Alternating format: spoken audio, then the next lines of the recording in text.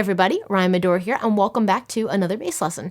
Today we're going to be talking a little bit about playing a jump blues that's going to follow our standard 12-bar progression, but with a 2-5 turnaround. So we're going to learn about playing jump blues in the key of B flat, and this is something that, if you listen to like Big Joe Turner record, Flip, Flop, and Fly, and other jump blues, it might take you to like a jump, drive, and wail kind of thing.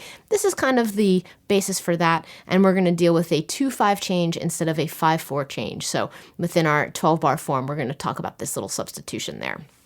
So if you want to get tab notation, anything like that, please head over to my Patreon page. You'll be able to get those goodies for this lesson as well as basically everything else that you see at this channel. And in the meantime, let's get into the bass playing of this. So for now, I'm going to be working in the key of B flat. I'm going to kind of anchor myself here on the 6th fret of my E string, and we're going to play through our standard 12-bar blues progression. We're going to have basically 4 bars on the 1 chord, which is our B flat. Then we're going to go for 2 bars on the 4 chord, the E flat. Then we're going to come back for 2 bars on the 1 chord, the B flat again. And then we're going to go, instead of 5-4, we're going to go 2-5. So this is bars 9 and 10 of your 12-bar blues form. Instead of playing like kind of the 5 to the 4 chord or the F to the E flat in this case, we're going to change our chords and we're going to do a 2-5 change. So that means we're going to go to scale degree 2 of our key, which if we're in the key of B flat, where it's going to take us to a C chord. And this chord can sometimes be played as a C minor 7 or sometimes a C dominant 7, but what we play can kind of work over both. And then we're going to end up with our F chord or our F7 as our 5 chord. So again, bars 9 and 10 of our 12-bar blues, we're going to have a 2-5 turnaround instead of the 5-4-1. And then we're just going to come back to the B flat, the 1 chord, to kind of finish out the last couple of bars of our 12-bar form. So this should be like your standard 12-bar blues, but with that 2-5 turnaround instead. Now, this is really helpful because, one, it's kind of our a step into jazz land. Like a lot of jazz tunes are kind of really inclusive of this 2-5-1 change. So with this jump blues, that's one thing that we're doing to kind of differentiate it from like a standard shuffle. And it's also something that can kind of get like pushed a little further. So it's really common in a jump blues where if you have a 2-5 turnaround, maybe you'll do something else in those last couple bars. But for now, we're just going to kind of talk about like the basic thing of integrating this turnaround and the move that you can use to play over that. So as we get into our blues pattern, with this jump blues, we're going to primarily focus on this quarter note feel and maybe add a couple of dead notes. With a lot of like blues shuffles, we might do something like this, kind of the 2 attack per note thing. With this jump blues, we're going to stick to quarter notes. So it's going to have a bit more of a walking feel, but it's going to be up tempo. And we're really going to focus on using our root, 3rd, 5th, 6th, an octave, and then sometimes we'll throw our flat 7 in there when we're about to make a move to another chord. So you can think about using the root, 3rd, 5th, 6th, flat 7 if you want. So another way to think about this is while we're playing over a bar of music, which is going to be 4 beats, and we're using a quarter note feel, we can play 1, 2, 3, 4 notes up, hit the octave at the top of the 2nd bar, which is kind of functioning as our 1, and then flip our pattern. So a great way to think about playing a jump blues bass pattern that works over 2 bars is the first bar we ascend, and then the 2nd bar we can descend, and we kind of make it work by playing the octave on the beat 1 of our 2nd bar. So you can kind of think 1, 2, 3, 4, 1, 2, 3, 4. Root, 3rd, 5th, 6th, octave or root, 3rd, 5th, 6th. You could also flip it and go root, 3rd, 5th, 6th, root, 6th, 5th, 3rd, and that's a full-on ascend, descend move. So either of those are great. You can also use that flat 7 if you want instead of the octave, and then work your way up and down again with the ascend, descend, ascend, flat 7 instead of the octave, descend. So again, with this feel, we're playing a 2-bar phrase to ascend and descend. And when we're on a chord for 4 bars, like the 1 chord at the top of the progression, we're going to do this cycle twice.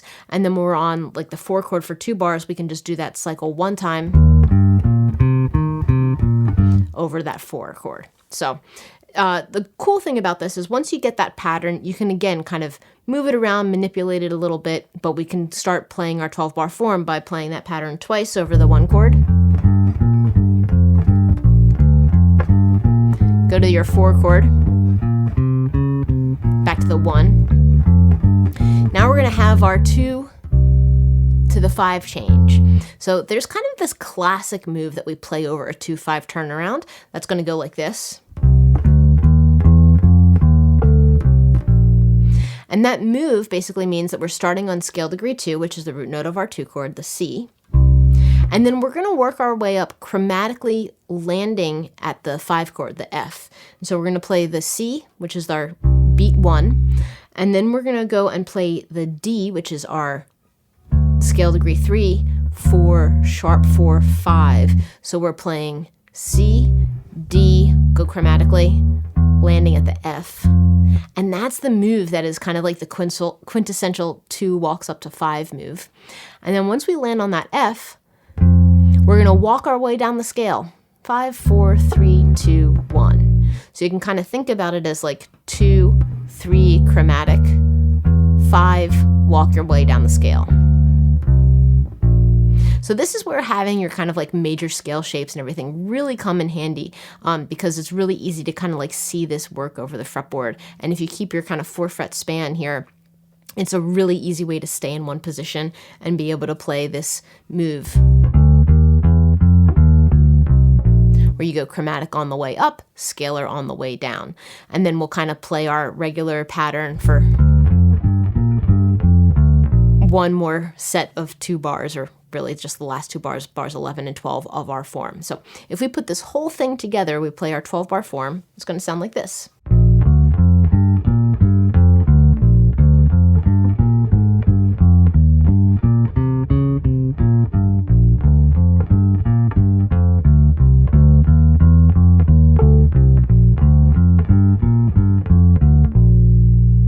And there you have it. So now that you've got that down, you can start to kind of experiment a little bit with this, where you can, again, take some liberties with the way you play your blues pattern, whether you integrate that flat 7th or not. You can also kind of integrate some chromatic moves walking, let's say, up to the 4. That's a great move. When you're at your 4 chord, you can choose to play it in this position, or you could play your root note, jump down to the lower 3rd, and play it down there. Lots of flexibility. And then when it comes to that 2-5 turnaround, you can also kind of take yourself maybe up to this higher 2 and then play to the 5 chord.